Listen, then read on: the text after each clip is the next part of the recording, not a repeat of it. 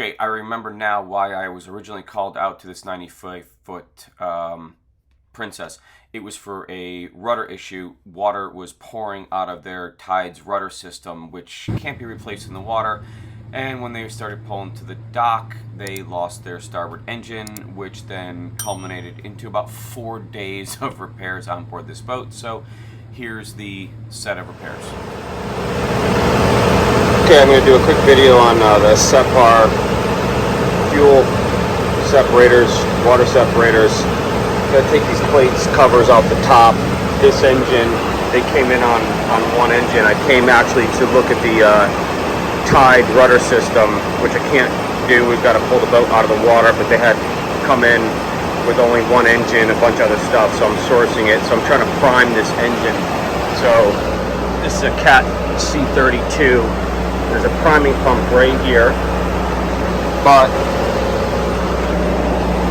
if you pull this up and back and there's not constant pressure on it, it means there's no fluid inside of here.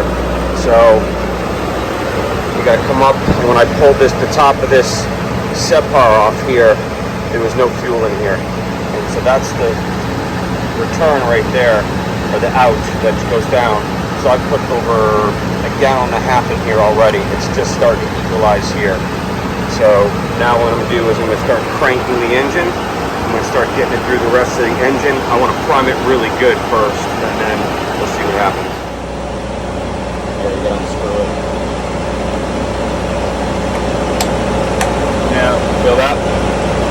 So we've gone through and started it a couple of times, and then I just took the cap off, and you can see that it's basically back down to the bottom again.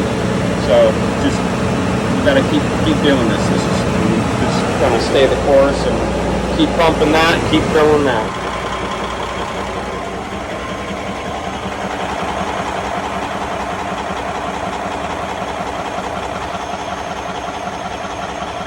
All right, Matt's on board.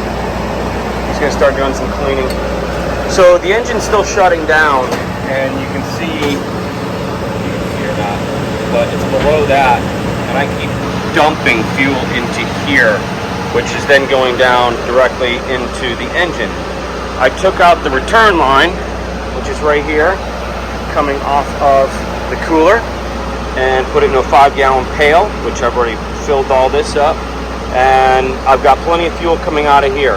So I keep filling that, and it keeps coming out here. I got the engine to run again, so it's a supply issue. So there's something else going on with this system here, which is unusual because the manifold, which is directly underneath my feet, the pickup goes to both the port and starboard engines. So theoretically, they both should work. So I don't exactly know what's going on, but now we're gonna have to source from the supply here all the way down to here and figure out what's going on, if there's a blockage, and we're going to clean it out, vacuum it out, and then start all over again and see if we can't prime it. So much more involved than originally had anticipated. I was really hoping that it was going to be something simple, but as usual, it's not, right? Another full day. So we're going to start working on it, and I'll do another video once we get all this apart. Okay, so I've already put all this back together again. I took apart the main line, plenty of fuel flowing. So getting plenty of fuel out of the tank. So the only other problem is this right here and that right there.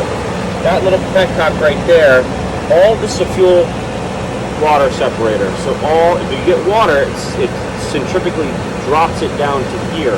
So I opened up that petcock right there, and I got a whole bunch of water. I mean, it's slightly pink, but there's a whole bunch of crap down at the bottom of this. So I'm guessing that this entire thing is filled up with water, and that's why it's not allowing it to go through. Now, shame on me for not checking. I would have assumed that this should be standard procedure and should be done all the time. So I assumed that they were keeping up on this, and the filter that I replaced out of here actually looks pretty good. So I'm going to rip both these apart. I may have to rebuild them, and we'll try it again. But I'm guessing I'm limiting it to these two right now as the culprit of why this engine won't stay fired up.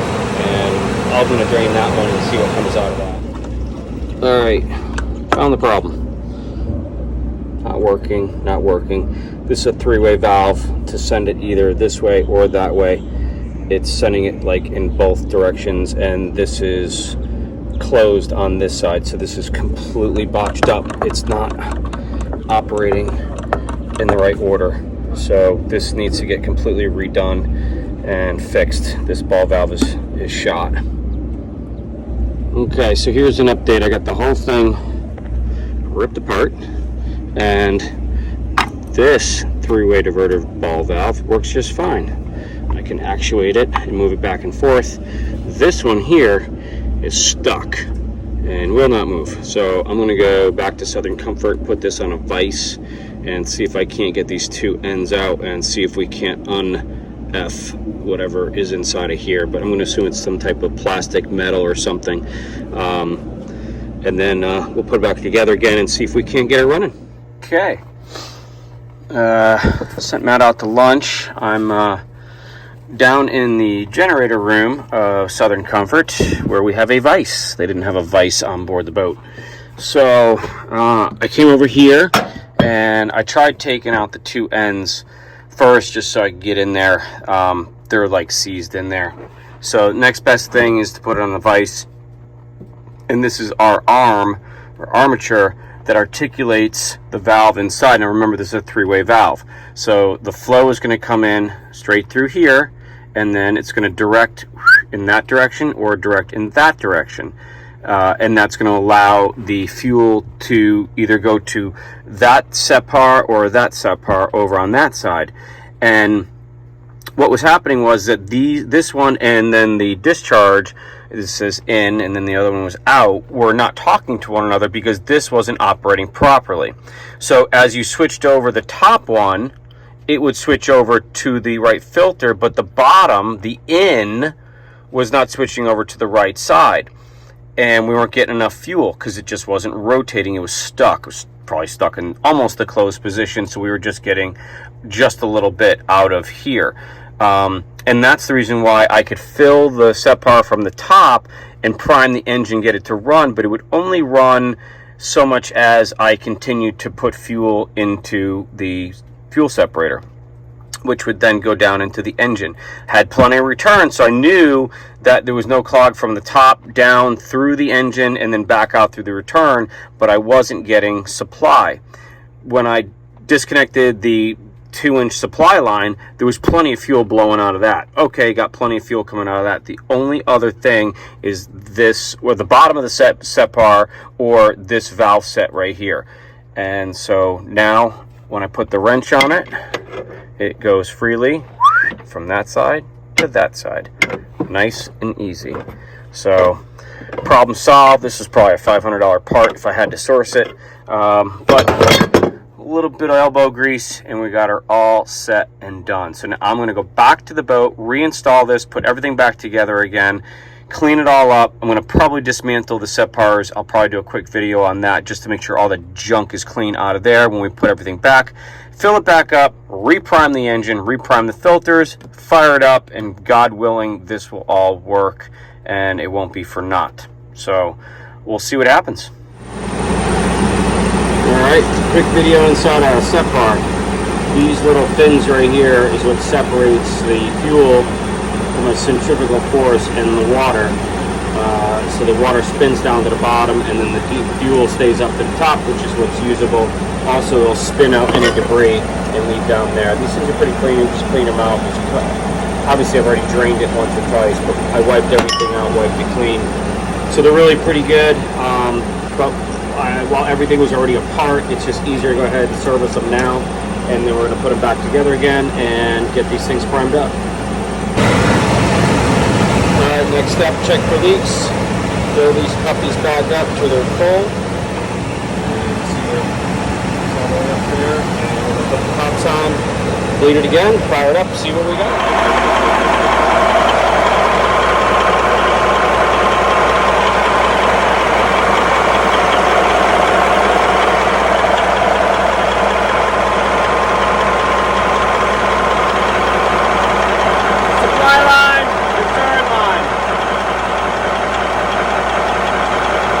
Running, Colin. You got 2 gallons. You got to come down every 5 minutes. If you fill this, you'll make it to North Carolina.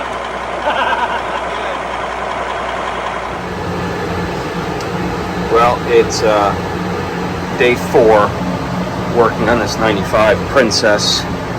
We finally were able to move the boat forward enough so we can grab power so the generators aren't running. I mean, look at these lines. You gotta be kidding me.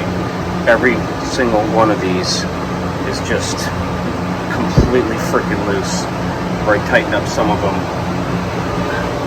The Separs are completely empty again. They're just draining out. I don't know where all of this fuel is going. I mean, clearly it should be, I mean, I know the system like the back of my hand now. This is the supply. So that top one right there comes down, under, up to here, and that's the supply. I've shown you the other day, I can literally run this engine and this engine on a bucket of fuel. So it's not the engine, it's not the pumps, it's not the primer, it's not the return, because I'm getting plenty of fuel out as well. It's somewhere in this system. Or the Separs, which I've already talked to Separ. They've been really good. Not something that we normally use, but they've been very, very helpful in regards to troubleshooting that. So thank you to Separ down in Fort Lauderdale for all your help on that. So we're going to rip this apart now and see what we come up with. So basically what's going on here is I'm showing you the port engine now, which doesn't work now either, and I've created a loop bypassing the tank and using all of the lines, including everything that was done in the Bahamas. So it goes right from the tank, quote unquote, up through all the new stuff, down through the hard rails, up to the Separs, past the Separs, and back down into the engine. So everything obviously works from literally the quote-unquote tank to the return through the Separs. That's where I took it off right there. Look how loose this stuff is. I should not be able to turn it that easily. Everything is so loose. All of this can suck air and cause this problem. Ridiculous. Okay, I'm waiting for Matt to clean up some parts. I've got the supply hammered back down. It's tight now. Same thing with this. This is the supply for the generator. That's the supply for the mains. I'm using a pipe dope, but it is recommended for diesel because it has the PTFE in it. So putting that on there, nice and tight. All of this stuff, that was loose, that was loose, that was loose. Every single thing here was almost hand tight. So everything's really, really tight now. So hopefully that's the issue. Because like I said, I can run it all day long in a bucket. But the minute we connect it back up to here, it stops running. So I think everything was just so loose. It was just sucking air, and it was just shutting everything down. It's honestly the only thing I can think of because these engines run just fine. And again, from a systematic standpoint, I've eliminated everything but the tank. And I pulled the tube out of the tank, verified it. I checked to make sure that it went down deep enough. I checked to make sure that there was a flange on it, so it didn't get sucked up down at the bottom. You know, it didn't bottom out and then couldn't suck anything up. That's happened before. So there was a cut, an edge on it, a chamfer.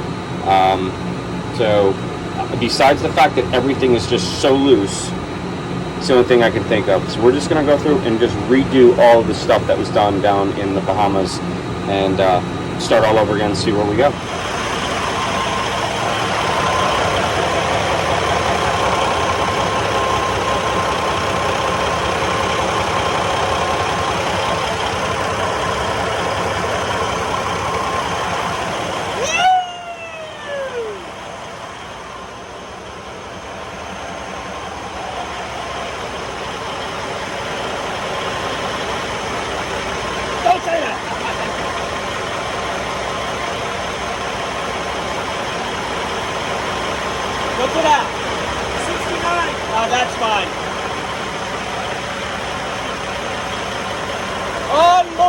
Unbelievable!